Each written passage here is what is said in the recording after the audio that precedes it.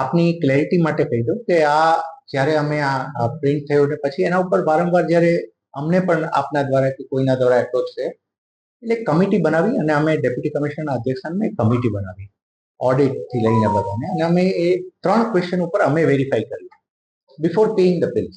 કેમ કે કોઈ પણ ફાઇનાન્શિયલ યર હોય તો 31 માર્ચ પહેલા અમારા બજેટના પેમેન્ટ અમારે કરવા પડે. એટલે એ કમિટીમાં 3 વસ્તુ અમે ખરાઈ કરાવ્યા. એક, નંબર ઓફ કેલેન્ડર, શું જે અમે ઓર્ડર કર્યા છે એટલા કેલેન્ડર ડિલિવર થયા કે નહીં, વેરીફાઈડ. પછી બીજો પ્રશ્ન, એમાં પોઝિટિવ અમને કમિટી સૂચન કર્યું કે હા વેરીફાઈ થયું છે.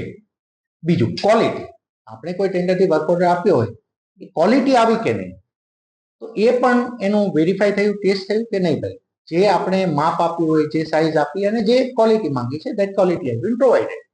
અને નંબર 3, શું ટેન્ડર પ્રોટોકોલ કોઈ પ્રમાણે આની અંદર આપણને ફર્મ જેવું લાગે છે? તો નથી લાગતો. કેમ કે રેટ કોન્ટ્રાક્ટ એક કોન્ટ્રાક્ટ જે ટેન્ડર થયેલી પાર્ટીને કોઈ એવું કોઈ આ વર્ક ઓર્ડર આપને હું બધાને ક્લેરિફાઈ કરવા માંગુ કે આ કામ કોઈ એવું ટેન્ડરની બહાર અપાયેલું એવું નથી કે કોઈ કોમ્પિટિશન જ ના થયું અને કોઈ એક પાર્ટીને એમનામ આપેલું હોય.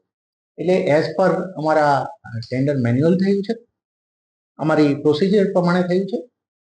અને આપ સૌને હું ક્લેરિફાઈ કરું છું કે આપને જે કોઈ હજી વિશેષ માહિતી જોતી હશે તમામ પ્રકારની માહિતી મળશે. But we are very clear on this કે આમાં અમને કોઈ પ્રાઇમરી લેવલે ક્યાંય પણ પ્રાઇમરી તો શું આ, કારણ કે the payment has been done after due verification. આ 3 વસ્તુઓની જે પ્રશ્નો હતા બધા એના વેરિફિકેશન પ્રમાણે હું આપને સ્પષ્ટતા કરું છું કે આમાં અમને કોઈ પણ આ સ્ટેજે એવું નથી લાગતું કે જેની અંદર કોઈ પણ જાતનો કોઈ પ્રશ્ન હોય. આપની પાસે નંબર છે, મેં આપને બહુ જ ડિટેલ આની અંદર માહિતી આપી દીધી છે. એ પણ આજે આપનો આગ્રહ મારી મીટિંગને ઓન હોલ્ડ રાખી અને આપી છે. હવે અમારી આપ સમજો સિનિયર ઓફિસર્સ બધા છે, આપને બધી સાહેબ રેટ કોન્ટ્રાક્ટ થી આ ટેન્ડરનો જે પૈસાનો બિલ ચૂકવવાની વાત આવી છે, તો હકીકતમાં સાહેબ કેલેન્ડર એની અંદર રેટ કોન્ટ્રાક્ટમાં દર્શાવવામાં આવ્યા છે, ખાલી સ્ટેશનરી ખર્ચ દર્શાવ્યો છે. મારી વાત સાંભળો, આ બધી વસ્તુને અમે તમને ટેકનિકલી ક્લેરિફાઈ કરીને આપીએ છીએ કે there is item pages wise લખેલું છે કે આટલું પ્રિન્ટિંગ નો આપણે પ્રિન્ટિંગ કરાવ્યું છે. દરેક વસ્તુને જ્યારે અમે ટેકનિકલી કોઈ ટેન્ડર વગરની કોઈ આઇટમને અપાયેલું નથી કામ, એ તમે સ્વીકારો છો કે નહીં? કે આજે જે પણ વ્યક્તિએ કામ લીધું છે એને બીડ કર્યું છે, ટેન્ડર થકી કોર્પોરેશનમાં આવેલા વ્યક્તિ છે.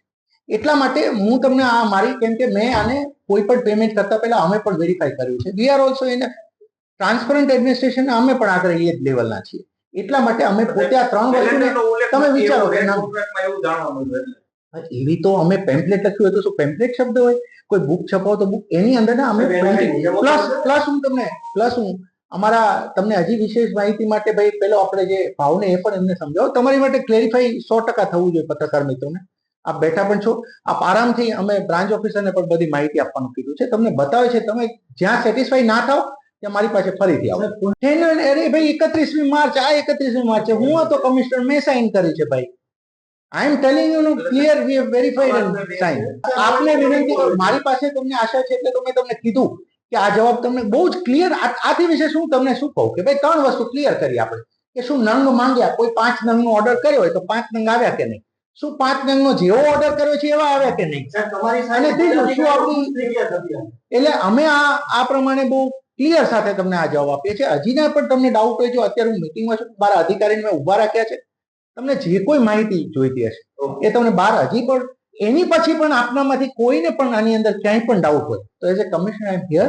આજે કદાચ મારે હું પહેલામાં હોઉં મીટિંગમાં તેમાં, તો આવતીકાલે પણ મળીશ અને આપણે ક્લેરિફાઈ કરીશું. પણ હું જ્યાં સુધી આ વિષયને જાણું છું, જેટલી મારી માહિતીમાં છે એટલું હું આપને ખાતરીથી કહું છું કે તમે પણ એકવાર જોશો તો તમે પણ કન્વિન્સ થશો કે એવું કોઈ પ્રશ્ન જેવું આ સ્ટેજે લાગતું નથી.